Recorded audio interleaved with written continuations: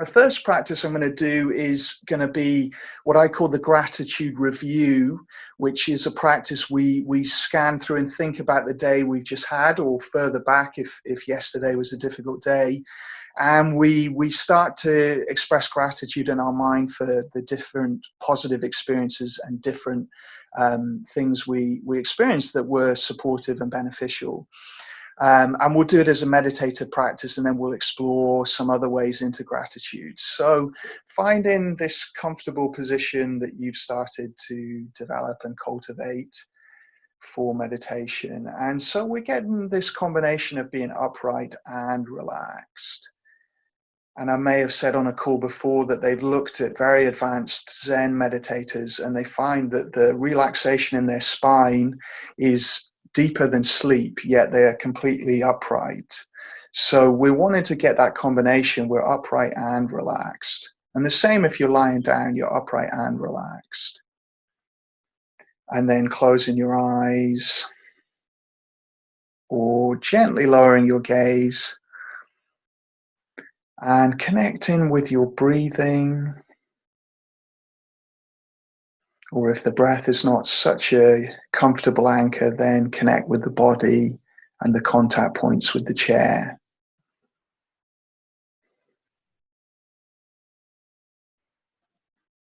Most people find the breath supportive, but there are some people that find it not so useful, so there are always options. You can just focus on that contact with the chair, position of your hands and feet, the weight of the body. And the key thing with these practices is we're not trying to push thoughts away or make our mind still. We're practicing awareness, so we're noticing if thoughts come up and then coming back to the practice. So thoughts are not a bad thing, distractions are not a bad thing. The key is to notice them and come back, or to let them just be in the background. In the foreground of our attention is whatever the practice is. And actually, the gentler we are with our mind, the less we fight, the more it will settle. And the old analogy for this is like a pond. If you have stirred up the sediment in a pond and then you get into the pond, start trying to push it down and flatten out all the sediment, you'll just stir it up more. Whereas if you let the sediment settle naturally on its own, your mind or the pond will become clearer and stiller of its own accord. And then there are days when our mind is very turbulent and it's very difficult to still it. So their awareness is useful to be able to notice, step back from thinking, and then choose where we focus and what we do. And right now, choosing to focus on gratitude. So for this practice, just going back, time traveling in your mind to the beginning of yesterday. So waking up in the morning, and what we're going to do is just spend a few moments from that point going through the day and expressing gratitude for anything that you found positive, nurturing, beneficial, satisfying throughout that day. So I'll just say a few more words and then I'll let you go at your own pace for this one. So we're thinking about perhaps opportunities in our life. We're thinking about relationships and people. We're thinking about maybe our own resources or our own skills. And every time you can think of something, just spending a moment picturing it and saying in your mind, I'm grateful for whatever it was. And then you can add a bit of detail. You can say, because this, and this. So I'm grateful for the breakfast I had yesterday because it was delicious. Or I'm grateful for the morning walk I had because the weather was cool and crisp.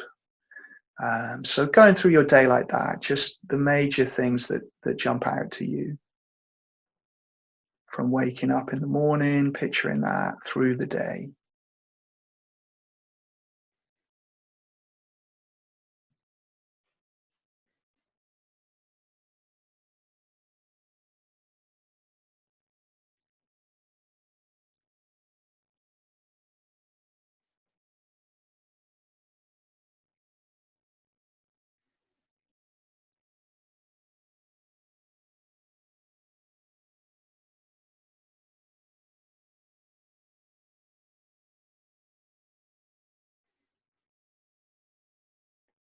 And if other thoughts pop up, other distractions come in, just notice those and then come back to the gratitude. If you had a difficult day yesterday, then that might not be the day to choose. You might want to go back further and think about a day that had more beneficial experiences.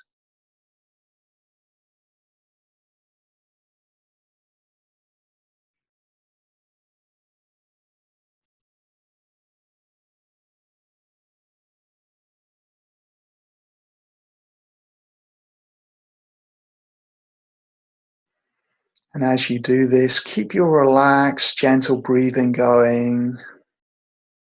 And now and again, just check in with your body and notice, is there any feelings of gratitude, any openness in the chest, any warmth, a smile on your face, pleasantness, lightness in the body, whatever you notice. But if you don't feel anything, that's okay. It can still be an intention, a motivation, a thought-based exercise that's still beneficial.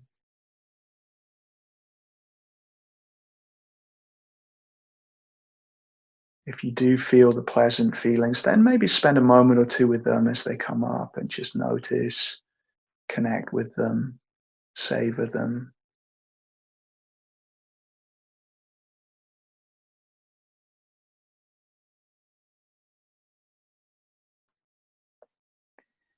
And detail is key here. So curiosity and detail again support this practice.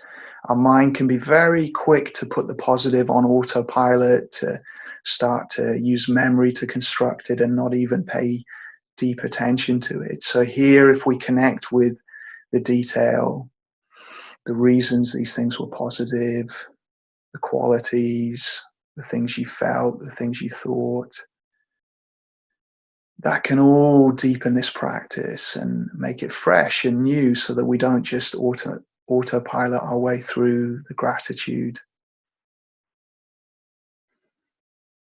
And this is a practice you could spend a long time on, actually. You could go very detailed through each experience, but because we don't have so long here, we'll just spend a few more moments on it. So maybe if you're still early in the day, just moving through the day a little bit more rapidly towards the evening and towards the end of the day.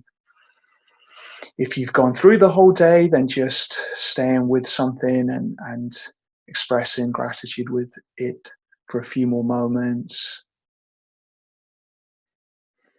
And then letting go of the images, the thoughts, tuning into your body and just breathing, and almost like you're breathing into the area around the heart.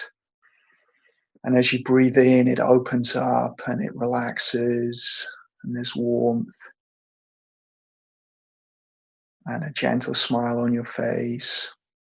And noticing how that feels. For some people, that feels very natural. For others, that might feel a bit awkward, a bit strange to put a smile on your face. But actually, it can be a benefit. It can activate the pleasant endorphins. So a few more moments with the body, a couple more deep breaths. And maybe just some gratitude for this morning, this moment, so we can have gratitude in the present moment as well. So grateful for our body, our mind, our ability to connect together and practice together and set ourselves up for our day in this way with gratitude. So 3 more deep breaths, and then when you're ready, opening your eyes.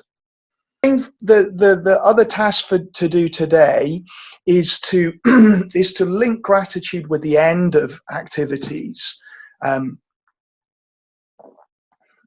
So let's see what that says. Hang on a second, that looks good. For someone self-isolated in a high-risk group who can't go for a walk, is there a way to mimic the positive benefits? Oh, yeah, it's a good question. Positive effects of a walk, yes. Yeah, is this well, this would be a way of mimicking that. So there are examples of people that lose the movement of their body, and actually to go on a journey in your mind can activate a lot of the same beneficial things. So I would say to run through this practice would be a way of mimicking the benefits of going for a walk. And you could go through, your best top experiences in your life and just to time travel and go back to them. And also to open a window actually and to get that sunlight. It's still beneficial to get the sunlight. If we can't go for a walk, we're self-isolating. But I would say to time travel in your mind a little bit, spend a bit of time.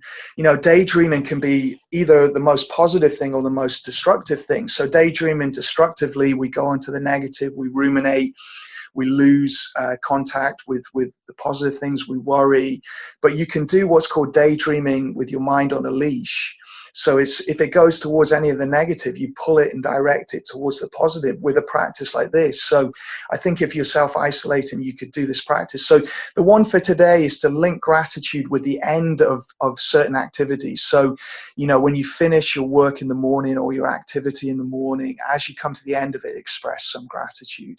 At lunchtime, as you finish what you've done and move into lunchtime, or you finish lunchtime, 3 good things, about your lunch. Gratitude for the food that we receive. I think I said before, we can access food that the kings and queens of England couldn't access in the past, like that. Even now in this difficult time where many are struggling for food, and obviously there are exceptions. There are people who aren't getting the food they need from food banks, and that's a different thing. But for most of us, we can still access a lot of food that can support us. So having that gratitude for that, and then at the the afternoon and then the evening, as things come to an end, just linking gratitude. And one final way to do this, if everyone can set an alarm for some time later today. So if everyone does that now, and if you don't have your clock or your phone, then just write a note to remind you of this. Set an alarm, and when that alarm goes off, 3 good things from what's happened. So I'm grateful for 3 different good things. So if everyone can do that now, and just because we sometimes need a reminder, autopilot can be positive, but often the autopilot doesn't support us so well. So we might need things to help that. Gratitude after exercise actually enhances the buzz and the endorphins, feeling that gratitude for your body being healthy and moving, no matter what condition it's in. Even if you have some injuries or you're working on your fitness, still having gratitude for what you do have.